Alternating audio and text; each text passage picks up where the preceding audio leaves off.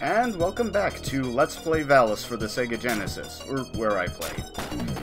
Now, if there's any one thing that will make people quit this game, it is the boss of this stage.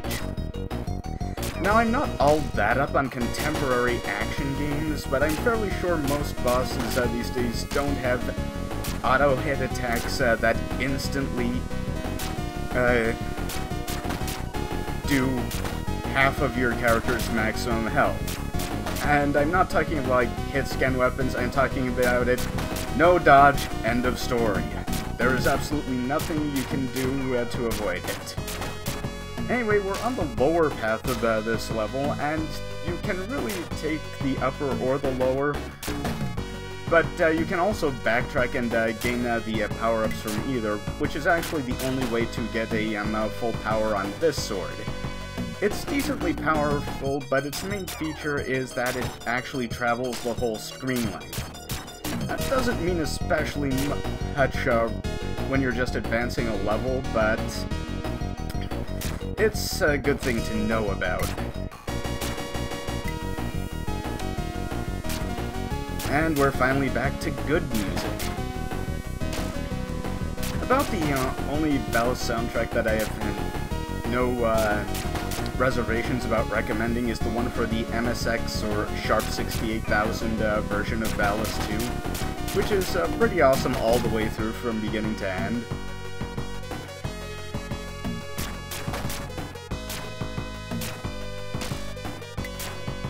Anyway, I won't be backtracking through the level to get full power on this sword. I don't really need it for the boss anyway, considering my strategy.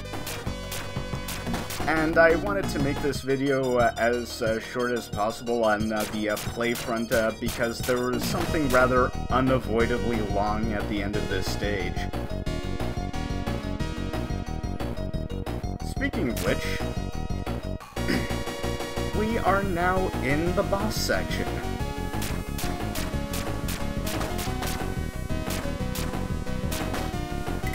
We will need every last bit of that MP, and just making sure my fire shield was selected, because that's also essential. Oh dear. You know how Valis said that the enemy now has their Dark Warrior? Well, this is her. Now, she may be overwhelming for first-time players because she fights the player the same way that the player has probably been fighting bosses. Jumps around a lot, slides, attacks really often, and her projectiles can easily nullify your own. So you need to get her in this tight pattern like I'd hit in order to conserve enough life to withstand her 50% instant hit. Fire Shield is also a good way to either just avoid damage or defend against her own attacks, and here's her flash. Now, you noticed I took much less than half, but that's because my fire shield was up, and, well, that means she's nearly dead, and she's done. Now, you've probably looked at the time bar by now and seen there's quite a bit left. That's because the upcoming cutscene is 9.5 minutes long. So, we're not going anywhere for a good while. Oh, and I think we just did the bad thing.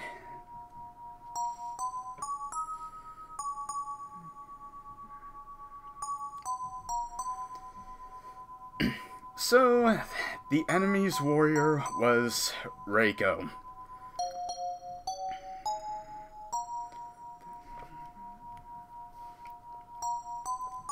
I actually kind of like old school death scenes like this because they were still experimenting with what counts as drama in these kinds of games. Whereas it mainly settled down to things like love interest or mentor. Pretty much anyone was fair game in older school games like Tella burning himself out to death in Final Fantasy IV, that kind of thing.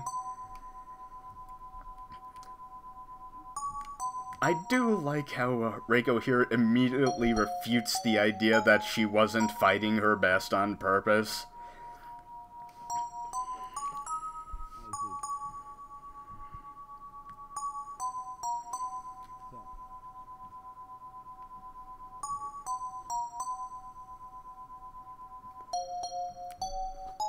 And that's fine with me. Okay, that just defies commentary right there. Well, I did actually burn the Reiko lost condition.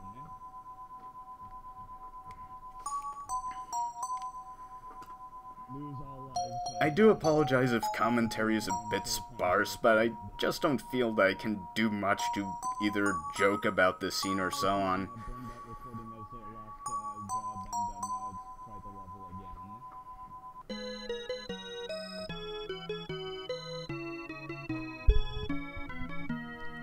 level again. Well, I don't get this, because Reiko did seem a bit downright almost pleasant in the opening scene. Makes me think if that Reiko might think she's a worse person than she really is. But then again, Reiko did know what was going to happen, so... oh, I guess it's just up for the viewers to decide.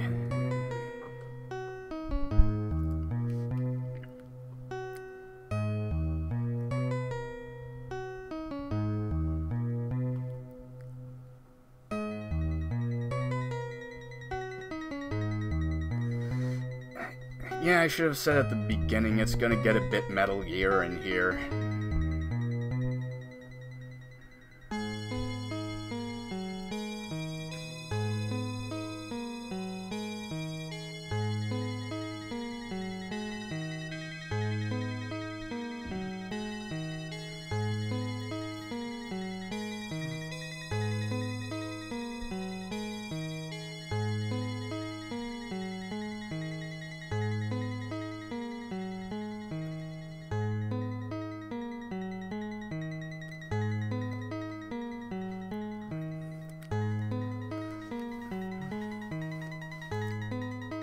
Well, if you've read Anna Karenina, all unhappy families have their own problems.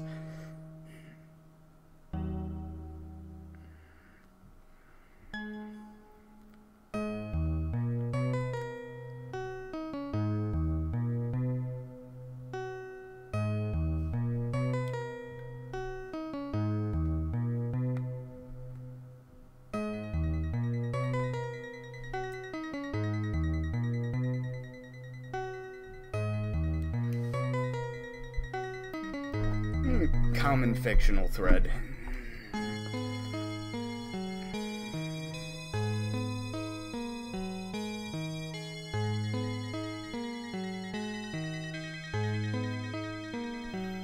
I can't be happy, no one will, and all that.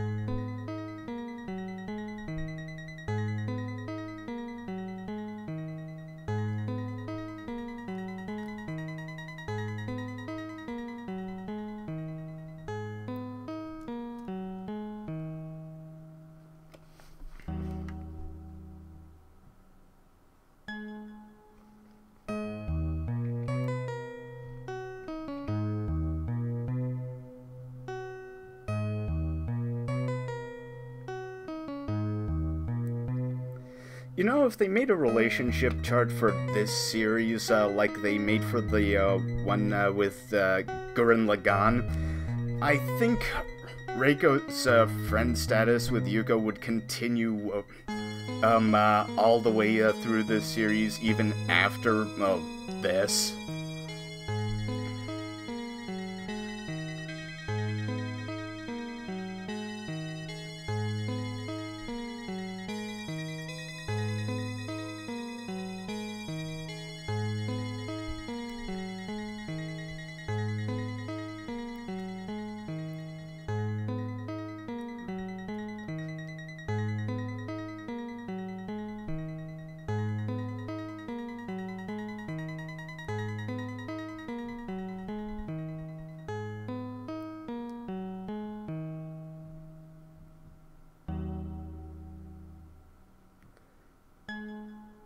And here is Rogueless, a villain who is 90% cloak, apparently.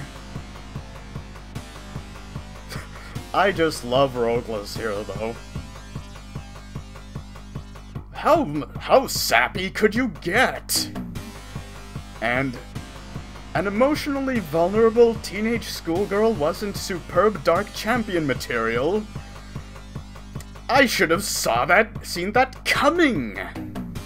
Well, live and learn.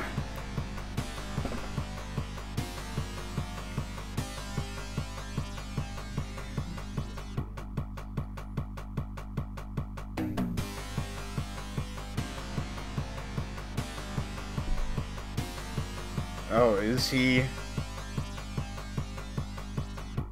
Rogueless just invited Yuko to come to his castle and show him the power of friendship. He really doesn't know how this works, does he?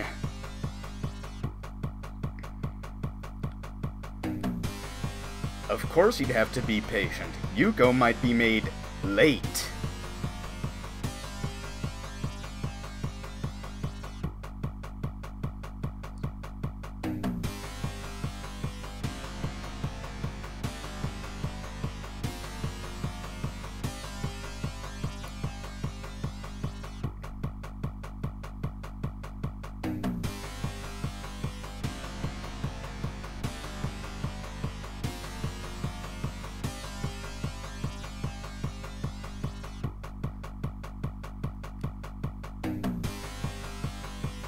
Who the hell do you think I am? And that's it. Next will be the final episode of Let's Play Valis for the Sega Genesis. See ya!